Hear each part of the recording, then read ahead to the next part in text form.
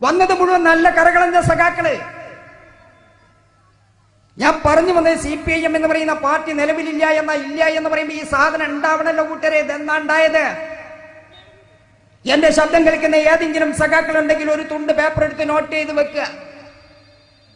അല്ലെങ്കിൽ നിങ്ങളുടെ കയ്യിലെ മൊബൈൽ ഫോൺ റെക്കോർഡ് ചെയ്യാൻ പറ്റുമെങ്കിൽ റെക്കോർഡ് ചെയ്ത് വെക്കുക. എന്നിട്ട് നിങ്ങളുടെ തിരൂരങ്ങാടി ലോക്കൽ കമ്മിറ്റി സെക്രട്ടറിയോടോ തിരൂരങ്ങാടി ഏരിയ കമ്മിറ്റി സെക്രട്ടറിയോടോ അതുമല്ലെങ്കിൽ മലപ്പുറം ജില്ലാ സെക്രട്ടറി സഖാവ് PP വാസുദേവൻ സഖാവിനോടോ അതുമല്ലെങ്കിൽ സംസ്ഥാന സെക്രട്ടറി സഖാവ് പിണറായി വിജയൻ സഖാവിനോടോ അതുമല്ലെങ്കിൽ അഖിലേന്ത്യാ ജനറൽ സെക്രട്ടറി സഖാവ് പ്രകാശ് കാരാട്ട് സഖാവിനോടോ ചോദിക്കുക, സഖാവേ, നേതാവേ, ഞങ്ങളുടെ നിയോജക മണ്ഡലത്തിന്റെ കിഴക്കൻ മേഖലയായ പെരുമണ്ണാക്ലാരി പഞ്ചായത്തിനകത്ത് ഒരു അയ്യപ്പൻ കോണാടൻ മുസ്ലിം ലീഗിന്റെ പൊതുയോഗത്തിൽ വന്നിട്ട് ഇങ്ങനെ ചില കാര്യങ്ങൾ പറഞ്ഞു, ഇത് ശരിയാണോ എന്ന് ചോദിക്കുക. ചോദിച്ചിട്ട് ഞാൻ ഇനി പറയാൻ പോകുന്ന കാര്യങ്ങൾ ശരിയല്ല, തെറ്റാണ്, ഇതാണ് ശരി, അയ്യപ്പൻ പറഞ്ഞത് മുഴുവൻ തെറ്റാണ്, ഇതാണ് ശരി എന്ന് സമർത്ഥിക്കാൻ കഴിയുന്ന ഒരു കമ്മ്യൂണിസ്റ്റുകാരനെ ഈ മലയാളക്കരയിൽ ചൂണ്ടിക്കാണിക്കാൻ കഴിഞ്ഞാൽ എന്റെ പ്രിയപ്പെട്ട സഖാവേ, അന്ന് ഞാൻ എന്റെ രാഷ്ട്രീയ പണി അവസാനിപ്പിച്ചുകൊണ്ട് താൻ പറയുന്നത് എന്ത് പണിയും എടുക്കാം ആധികാരികമായിട്ടാണ് പറയുന്നത്. CPIM ഇല്ല എന്നാ പറഞ്ഞത്. എന്നാ CPM ഉണ്ടായത്? CPIM എന്ന് പറയുന്ന പാർട്ടി രൂപം കൊണ്ടത് 1964 ഏപ്രിൽ മാസം 11-ാം തീയതി. എന്റെ ശബ്ദം കേൾക്കുന്ന ഹൈന്ദവ സഖാവിന് കുറച്ചുകൂടെ എളുപ്പത്തിൽ മനസ്സിലാവാൻ വേണ്ടി പറഞ്ഞാൽ മീനമാസം 28-ാം തീയതി CPIM-നകത്ത് ഉൾപ്പെട്ടിട്ടുള്ള മുസ്ലിം നാമധാരികളായ സഖാക്കളെ മനസ്സിലാക്കാൻ വേണ്ടി പറയുന്നു. റബീഉൽ അവ്വൽ 19-ന് മുസ്ലിം നാമധാരികളെ അയ്യപ്പൻ കോണാടൻ അറിയാതെ പറഞ്ഞതല്ല, മനഃപൂർവ്വം, ബോധപൂർവം. എന്തുകൊണ്ട്? എന്റെ പ്രിയ സ്നേഹിതനും സഹപാഠിയുമായ KT ജലീൽ പറയുന്നു മുസ്ലിം ലീഗ് പാർട്ടി വർഗീയ പാർട്ടിയാണ് എന്ന്. സഖാവ് TK ഹംസാക്ക പറയുന്നു മുസ്ലിം ലീഗ് പാർട്ടി വർഗീയ പാർട്ടിയാണ് എന്ന്. എന്തിനധികം പറയുന്നു പ്രിയമുള്ളവരെ, നിങ്ങളുടെ നാട്ടുകാരനായ എന്റെ പ്രിയ സുഹൃത്ത് ഇബ്രാഹിം കുട്ടിയും പറയുന്നു മുസ്ലിം ലീഗ് പാർട്ടി വർഗീയ പാർട്ടിയാണ് എന്ന്. എന്നാൽ ഈ മുസ്ലിം സഖാക്കളായ നേതാക്കൾ മുസ്ലിം ലീഗ് പാർട്ടിയെ വർഗീയ പാർട്ടി എന്ന് ആരോപിക്കുമ്പോൾ ഇന്ത്യൻ യൂണിയൻ മുസ്ലിം ലീഗ് പാർട്ടിയുടെ 65 വർഷത്തെ രാഷ്ട്രീയ ചരിത്രമെടുത്ത് പോസ്റ്റ്മോർട്ടം നടത്തിയിട്ട് നാളിതുവരെ പ്രത്യക്ഷമായോ പരോക്ഷമായോ ഒരു സാധാരണ പ്രവർത്തകൻ തൊട്ട് അങ്ങ് അഖിലേന്ത്യാ നേതൃത്വത്തിൽ ഇരിക്കുന്ന ഒരാളുടെ പേര് വരെ ഒരു വർഗീയ വിധ്വംസക പ്രവർത്തനത്തിനകത്ത് ചൂണ്ടിക്കാണിക്കാൻ ഈ മുസ്ലിം നാമധാരികളായ സഖാക്കൾക്ക് ഇന്നുവരെ സാധിച്ചിട്ടില്ല. എന്നിട്ട് പോലും ഇവർ മുസ്ലിം ലീഗ് പാർട്ടി വർഗീയ പാർട്ടി എന്ന് ആക്ഷേപിക്കുന്നു, ആരോപിക്കുന്നു. സഖാവ് TK ഹംസാക്കാനെ പോലുള്ള ആളുകൾക്ക് മുസ്ലിം ലീഗ് പാർട്ടി വർഗീയ പാർട്ടി എന്ന് ആക്ഷേപിക്കാൻ, ആരോപിക്കാൻ ഉതകുന്ന ചേതോ വികാരം എന്ത് കൂട്ടരെ? എന്താ വികാരം? അത് മറ്റൊന്നുമല്ല, മുസ്ലിം ലീഗ് എന്ന് പറയുന്നതിൽ മുസ്ലിം എന്ന പദപ്രയോഗമുണ്ട്. ഇതാണ് കാരണം. മുസ്ലിം ലീഗ് എന്ന് പറയുന്നതിൽ മുസ്ലിം എന്ന പദപ്രയോഗമുള്ളത് കൊണ്ടാണ് മുസ്ലിം ലീഗ് പാർട്ടിയെ വർഗീയ പാർട്ടി എന്ന് ആക്ഷേപിക്കുന്നത്, ആരോപിക്കുന്നതെങ്കിൽ സ്വാഭാവികമായും ചോദിക്കട്ടെ എന്റെ പ്രിയ സ്നേഹിത മുസ്ലിം സഖാവേ, താങ്കൾ മുസ്ലിം എന്ന വാക്കിന്റെ അർത്ഥം പോലും അറിയാത്ത കേവലം നാമധാരി മാത്രമാണ് എന്ന് നിങ്ങളുടെ ഭാഷയിൽ അമുസ്ലിമായ അയ്യപ്പൻ കോണാടൻ ആക്ഷേപിച്ചാൽ ഈ രാജ്യത്തെ ഏത് TK ഹംസ സഖാഫിമാർക്കാണ് നിഷേധിക്കാൻ സാധിക്കുക? മുസ്ലിം എന്ന വാക്കിന്റെ അർത്ഥം എന്താ കൂട്ടരെ? ലോകത്ത് ഇന്നിവരെ പുറത്തിറങ്ങിയ മുഴുവൻ ഡിക്ഷണറി എടുത്ത് പരിശോധിച്ചോ, ഏത് ഭാഷയാവട്ടെ,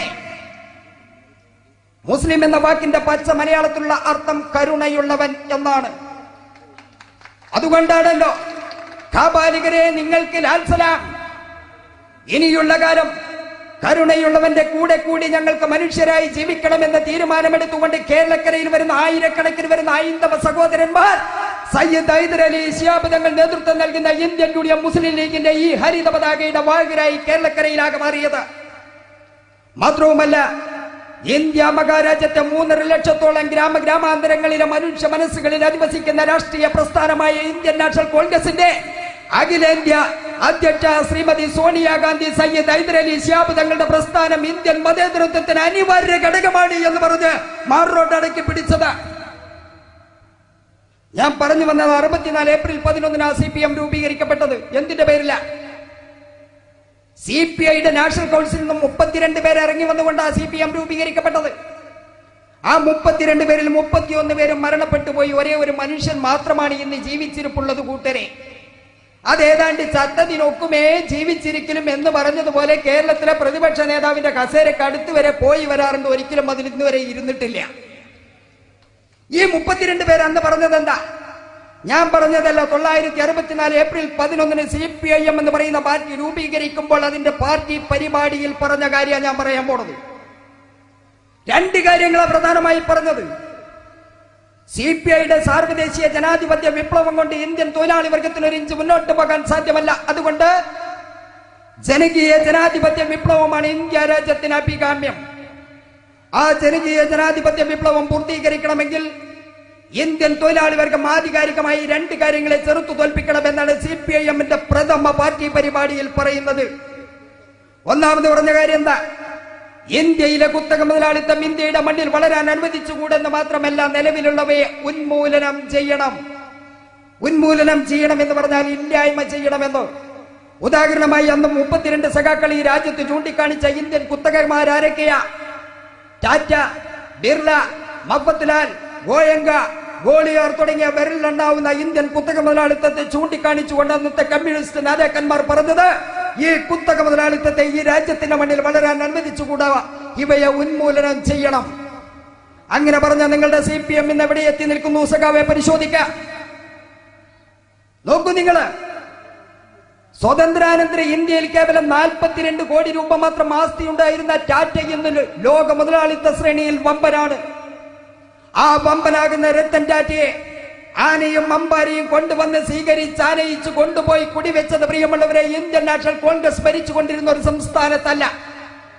ഉന്മൂലന സിദ്ധാന്തത്തിന്റെ ഉപജ്ഞാതാവ് എന്നറിയപ്പെടുന്ന പണ്ഡിറ്റ് ദീനദയാൽ ഉപാധ്യായ രചിച്ച ഏകാത്മ മാനവവാദം എന്ന പുസ്തകം വേദഗ്രന്ഥമാക്കിക്കൊണ്ട് ഇന്ത്യ മഹാരാജൻ രാമരാജ്യമാക്കണമെന്ന് വാദിക്കുന്ന ഭാരതീയ ജനതാ പാർട്ടിക്കാരൻ ഭരിച്ച ഒരു സംസ്ഥാനത്തേക്കല്ല, നേരെ മറിച്ച് ഇന്ത്യൻ തൊഴിലാളി വർഗത്തിന്റെ അടിപ്പേരവകാശം തങ്ങളിൽ നിക്ഷിപ്തമാണ് എന്ന അവകാശവാദം ഉന്നയിക്കുന്ന communist party of India Marxist 34.25 കൊല്ലം ഭരിച്ച ബംഗാളിന്റെ മണ്ണിലാണ് വിവരം കെട്ട DYFIക്കാരെ കൊണ്ടുപോയി കുടിവെച്ചത്. ആ ഗ്രാമത്തിന്റെ പേരാണ് നന്ദിഗ്രാം.